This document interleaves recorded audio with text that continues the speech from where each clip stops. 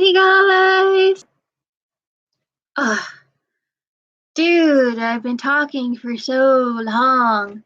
It's 10:57 now, so this is gonna be a really short video. You didn't mean to be here, did you? Good.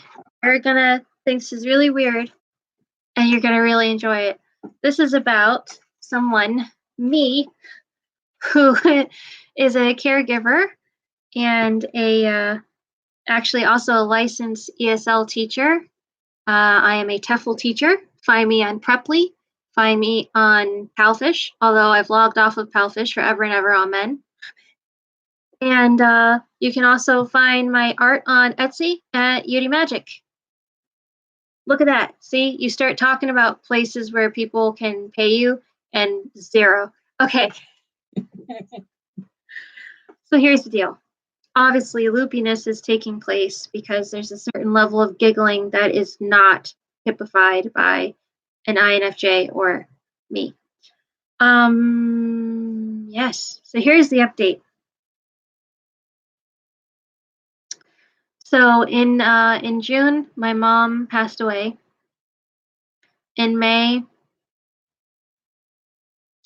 our smartest and our smallest dog passed away. And in December, my grandfather passed away. In May, I realized that I could not access my account.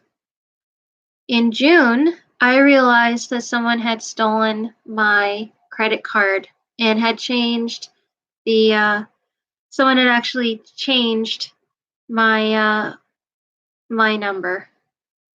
And they changed also my phone access number. And then they changed my birthday just slightly. And then the government was thinking that I was somebody else trying to use this fake identity to collect my tax return, which was fairly large because I earned so little money so not often. So here's what happened next. I went to another state to go and visit my family member, my grandmother, the grandmother who had just lost her daughter. And while I was there, I fixed all my legal problems. I made sure that Social Security knows that I do exist. And when I got back home 2 months later, I put myself through the certification program to update my licensure, certification, and the entire shebang so that I can teach English again. I went through a 3-week application process with Palfish. And what does all this have to do with being an INFJ and upheaval? Because literally every month, and sometimes every 2 months, something huge would happen. Either a death in the family, a very close family member. My grandfather is very, very close with him. I still am. My mom, my dog. These are not people that I knew peripherally. These were people that I knew very closely and that I had only gotten closer to before suddenly they had to transition. So these are very, very big life changes, and I'm obviously going to be an INFJ through all of them. So May, life change, June, July, August, September, October, November, December. Every single month, literally since June, there's been another huge life change after another. My first very serious video on this channel was actually maybe January of last year. My mom was in a rehab facility, and it was supposed to be making her better, but in actuality, it was making her obviously worse. And I was trying my best to get her out, and I couldn't. So I thought, I'm going to do something to try and make sure that I stay positive so she doesn't have to be in this hospital room and with someone who's really negative and everything. And so I said, let's start a GoFundMe campaign. This was our first GoFundMe. Let's start a GoFundMe. We covered every single wall in her illustrations and my illustrations. By the time she left that place, terrible, terrible rehab. I hate that rehab very much. By the time she left that rehab, I had made a very important friend whose mom had also gone through something very similar, who was in the room next over from my mom. I had witnessed 3 more deaths um, firsthand. Mostly I heard them. We were in the next room over, and it was very traumatizing. And this is all in January. And we covered the wall in 100 illustrations, and I have that video. And I think I named that video this art gallery was once a hospital room, something like that. And so nothing happened. People watched that video, but nothing happened. Then my mom had this terrible fall and this terrible bleeding, horrendous bleeding. And uh and then she got transferred out. And she was transferred back and forth, back and forth.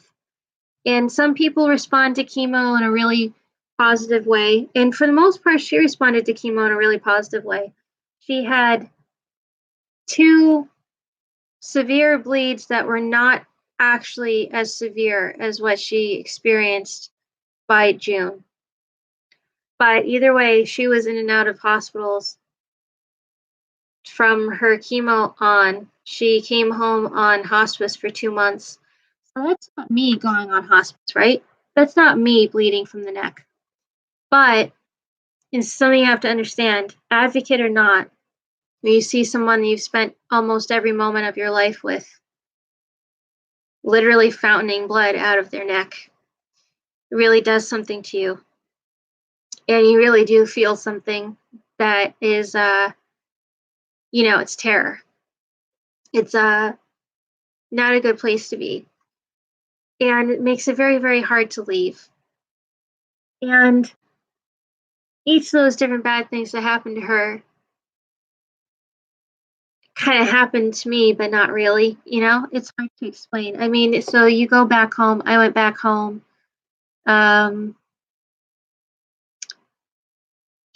February. I went back home in February, and I got a call in the middle of the night that she had died. So I get a call. I get a ride from Lyft, and just as I'm leaving the house, the ride cancels. So there's no ride from Lyft. So January, she starts bleeding from the neck. February, I get a call in the middle of the night just as I've fallen asleep, finally gotten back home. My mom's still in the hospital, but I've fallen asleep at home, and I get a call right in my bed, right across from me, that she's died. So then I try to get a ride out to the hospital, and I can't because Lyft cancels on me. That right there, frankly, that is huge. And I'd like to apologize to the person that came in and then left. But that's huge. It's a terrifying, scary thing.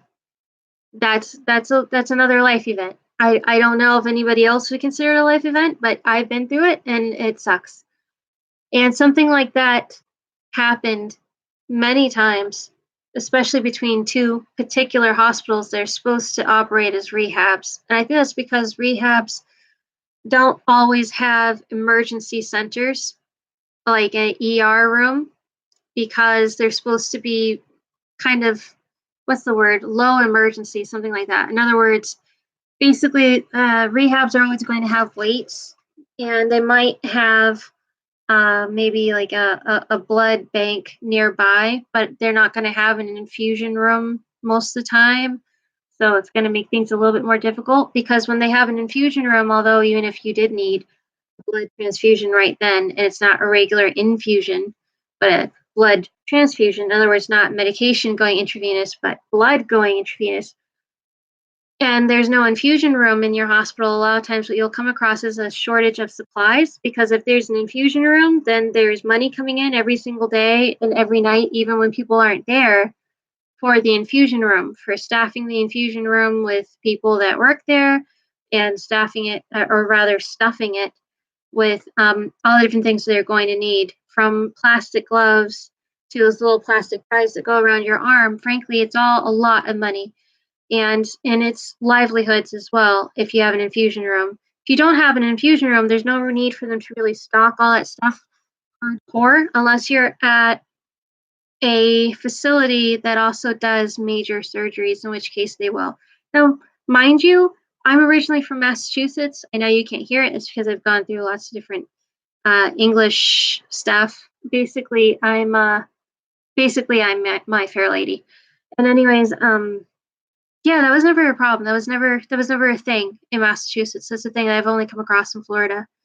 But I'm not going to go through every single month of last year leading up to this year. But I will say that then, May, my dog, June, my mom, and late May, I realized someone's trying to steal my identity. June, I realized someone's definitely succeeded. July, I'm trying to get my driver's permit. Um, August, I've gotten my driver's permit, and I have gotten deep into this other religion that I'm trying. And I'm trying to see if maybe that's the right one for me. And I've gone deep into researching different careers in teaching English and what would be the best places. I'm trying to get my social security card replaced. I'm re-solidifying my citizenship by making sure that's not even a question. And I'm fixing my tax return and making sure that it goes to me and not the person who stole my card. That's a lot of things. And then September, I get back home. I start my certification process. Early October, I'm done. I believe it's October. And I finish my application process for PALFISH. PALFISH took the better part of a month for the application process. It took the better part of 2 months before I was actually teaching any students because of the lag. It's two different countries vetting you to make sure that you are who you say you are and that you are an American citizen. So that was fine. And then after all of that, I was also going through a sort of internship program for L Brands, which was going to be selling Victoria's Secrets. And basically, I had to learn how to use Okta, which is a remote desktop. And so originally, that certification process was only supposed to take 2 weeks. And then here's another big life thing: something that was supposed to take 2 weeks takes 2 months and no money and being stuck in one room all the time. So the Okta thing, that was 8 hours ahead, but Palfish was 12 hours ahead. So I was up also literally all the time. So all this stuff is really enough to make anybody snap. But happening every single month makes it much worse. On top of that, I started this YouTube, which I did mention because I was trying to show people what my mom was doing, what she was going through. And actually, now I think about it, I started a little bit sooner than that because I was trying to help her get to Australia to do these amazing trials where they're literally. I'll put description in later so you guys can know more about it. A really fantastic, amazing thing that they're doing. Fabulous lab. I really wish that I could have gotten my mom to, and we couldn't. Things were not timed right for that, and I had this feeling from the beginning that it wasn't timed right for that, and that was very upsetting. It was something that made me upset the entire time. But I did that, and I was also showing people how I was losing weight using Charlotte's Web, and it's just a lot of different things going on at once. And it's the same INFJ. So every single time something truly upsetting happens, my reaction is gobsmacked. Like, getting smacked in your gob, getting smacked in your mouth. Or a gobsmacked. Like someone just spits in your face. Either one is very surprising and disturbing. And then the other reaction is, okay, how are we going to manage this thing? What can we do so we can get this thing going in the right direction? I don't know if I know how to put out the fire, but I do know how to stop it from getting worse. What can we do to do that first?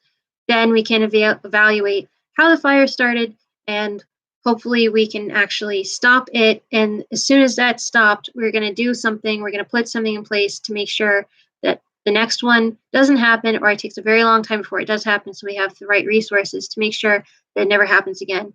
That's what INFJs are like. That's what I'm like. So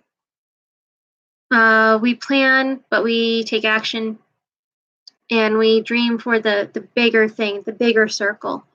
When I realized that I have this, when I bought this, I was at 16 followers.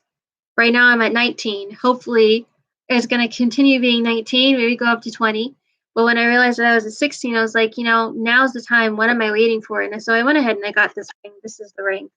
And I thought, if worse comes to worse and I do have to go into cosmology or cosmetology, this ring is also going to be really helpful for when I take pictures for my portfolio. And the interesting thing is that I have portfolios for when I was acting and modeling. I also have portfolios for when I was dreaming of being an interior designer. I have portfolios for when I was dreaming of being a personal designer, as in fashion sense, for celebrities and stuff. Um, so I have portfolios, and I have the portfolio books, and I also have the portfolio books for my art because I'm a painter and I'm an artist and I'm a character designer and all these different things. Every single time a opportunity has come up, I look at it to see the same thing with, like with that fire. Is this a good situation? Is it a bad situation? If it's a good situation, what can we do to prolong the situation? And what can we do so that we prolong it enough so that it becomes something else and bridges on to something greater and doesn't just sort of, wilt? What's actually going to be the best for all parties involved? We figure it out, we make a decisive plan, and then we follow it. We don't like surprises. Surprises are seen like threats. We would prefer they didn't happen. But ultimately, if someone does threaten you with a knife suddenly, deal with it. That's the reaction. Okay, this thing's happened. We're going to deal with it. So that's what I've been doing for months, for a year. I've just been dealing with it. Every month, I deal with it. So this month, I realize, I'm really kind of spinning my wheels. I really love teaching English, but the fact is, things have changed, and my associates, that was like a specialty trade license that I got because of all my good grades and everything. Basically, it's not holding water anymore. It was very useful once upon a time. It's not useful now. What can I do to update it, to work with it? So I did the certification. I got the TEFL. Great. Now I'm able to make a little bit of money, but it's very few and sparse and far between. What can I do so I can actually have the job that I want? First, I have to analyze and figure out what the job that I want really looks like. So I wrote that out. And then I say, okay, how often do I want to be making that money? What is the kind of lifestyle? What would my apartment or my house or whatever look like? I figure that out. I kind of map it out, and then I go, okay, so can I achieve that with what I have right now? No. How can I get what I need in order to achieve that? And the answer is continued education. Oh crap. Where am I going to get the money for continued education? Well, I'm applying to all these different places, but the fact is, no matter where I apply, I don't have, background in doing any of those other things because my background is in English. My background is in acting. So it's acting and it's English. So if it's oratory, I have a background in it. If it's some other kind of trade work, I don't have. That's because that's not my trade. I have a trade. I don't have those trades. So then the question is, do we get another trade, or do we better the one that we have? And my overall answer is, I would prefer to better the one that I have, but it might be more cost effective. It might start paying me back faster. It's probably would if I just switched careers. And the honestly, considering what I'm good at, in terms of what I'm good at learning, how fast I learn the subject matter, and um, that I'm good with my hands when it comes to medical stuff. I had to be for my mom. I did like port dressing changes and all this stuff. And the fact is, when you're a caregiver, they tell you you're never going to have to do any skilled work. But the more care you give, the more you're going to have to do skilled work, even if it's like incidental. It might be called incidental if something bad is happening to your patient and their nurse can't come and their nurse is stuck and there's like a hurricane or whatever. Well, you can sit here, you can watch them bleed, or you can change the bandage, but you can only do that if you become skilled. I'm skilled in a lot of different things that technically I'm not supposed to be skilled in. And it's a good thing that I did too, because both of us would have mm, perished in a really bad way if I hadn't. So medical, something that's semi-medical. Well, it can't be anything that's truly, actually a medical degree, because that's not going to make me any money anytime soon. And also, I'm too traumatized for that. So it's something that's near that, but not exactly that. Wound care. I was really good with wound care. I did like wound care, but still, it's too close. Uh, all I know, believe it or not, esthetician, dermatology, the science of the skin, going skin deep, tissue deep, that I can do, that I'm interested in, that I'm going to do. I really think that's what I need to do. As much as I love photography and everything else that is art, this is something that is definitely requires an artistic touch and an artistic mindset, because whether or not people realize that as an artist, you have to memorize a ton of information. But it also needs to be something where I'd make serious money in order for me to live a halfway comfortable lifestyle for what I consider to be comfortable, where I would be happy. And I would absolutely be able to take care of both my dogs. And I could do that. And I've already proven, although I'm a great teacher and my students really love me, the fact is my students don't have that much money to pay me. And the only way for me to get students that could really pay me is to either just happen to catch their eye at a moment's notice or get continued education. There's a thing in Hawaii that I'm really considering, and that would be 6 months. And it's a special, and it's basically an updated version of what I already did years ago. It's basically another associate's degree, only it's actually called a tradesman degree bachelor alternative. Like that's the whole word. Tradesman degree bachelor alternative. So it is a bachelor, but it's not a bachelor, but it might work. So I'm at a major crossroads. I'm at a crossroads between going to school for 6 more months, being in a huge amount of debt, but then being able to take a job in an inner city place, flying off to China, flying off to Japan, working crazy, crazy set of hours, making really good money, or becoming an esthetician. And at the end of those 6 months, applying and putting myself through another certification program like I did recently with my TEFL so I could update my licensure, which worked as best it could, um, so I can get into makeup instead. Well, those are two very different things, you say. Well, actually, they're kind of not, because as an INFJ, we care about people and we tune into people. And if you have a sociopath doing your makeup, you're just going to be creeped right the hell out. But if you have someone who's really caring, literally caring for you hands on, you're going to be happy. You're going to keep coming back. And I'm very good with people. And that's, yeah. So being a makeup artist might be really, really good for me. It really might be. But it would have to start off with being an esthetician, which means waxing things. It also means doing dermabrasion. It also means doing stuff that's actually remarkably similar to wound care, which I've done a lot of. I've done very serious, not just like, oh, I put in 6 hours a week kind of wound care. I mean, I was caring for my mom with massive wounds. She had this one wound in her calf. I called the gravy boat because it went all the way down to her bone. Because they took out all the muscle and they put it in her jaw when they had her flap done. And I've also helped nurses at the hospital with other patients. So I already know that I'm good at wound care, and being an esthetician doing that like dermabrasion and the deep tissue stuff, it requires the same amount of understanding actually of how the body works and how it works to regenerate and heal itself. So please tell me in the comments below what you think that I should do. I'm thinking about it, and honestly, I like both. I like going to Hawaii for 6 months and upping my degree and continuing to teach English and getting some cushy job far off, or getting a not so cushy job far off. But being able to teach something that I love teaching and be self-sufficient. On the other hand, I love the idea of going into something scientific and yet artistic, but neither one of those things make me any money in the meantime. But that's just a part of being an INFJ too, is that you have multiple areas that you're interested in, but you also have multiple talents. And any of those talents, you already know if you water a seed, it will grow to fruition into a big, beautiful tree. And the question is, what seed is actually the best for you at this time? And which tree is going to come to fruition faster? And which one do you actually need at the moment versus which one were you just dreaming about for a long time versus which one will be great later on down the road? We'll see. All right, guys. Thank you so much for coming. In case you didn't get it, INFJs handle big, scary, hairy, scary ass situations by handling it. We just get to it. All right. Love you guys. Go get to it. Bye.